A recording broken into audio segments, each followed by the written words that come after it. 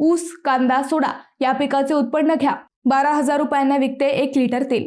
शेतकऱ्यांना ऊस, कांदा, द्राक्ष या पारंपरिक पिकांचा नाद सोडा आणि एकदा या नव्या पिकाकडे लक्ष द्या, कारण या पिकाच्या 1 लिटर तेलाला थेट 12,000 ते 20,000 रुपयांपर्यंत भाव मिळतोय. कमी पाणी, कमी खर्च आणि प्रचंड नफा देणारा हे पीक म्हणजे जिरेनियम. हे तेल अरोमा थेरपी, परफ्यूम, साबण, सौंदर्य प्रसाधने आणि औषध निर्मितीसाठी मोठ्या प्रमाणावर वापरले जाते. जिरेनियम तेलाचा वापर त्वचेवरील मुरूम, एक्झिमा, जळजळ, संसर्ग यावर केला जातो. तसेच तणाव कमी करणे, मेंदूशी संबंधित विकार, वृद्धत्वाची लक्षणे कमी करणे, केस आणि त्वचेचे आरोग्य सुधारण्यासाठीही हे तेल उपयुक्त मानले जाते. त्यामुळे देशांतर्गतच नव्हे तर आंतरराष्ट्रीय बाजारातही या तेलाची मागणी सातत्याने वाढत आहे. जिरेनियम हे कमी पाण्यात येणारे पीक आहे. वालुकामय, चिकणमाती किंवा हलकी कोरडी जमीन यासाठी योग्य ठरते.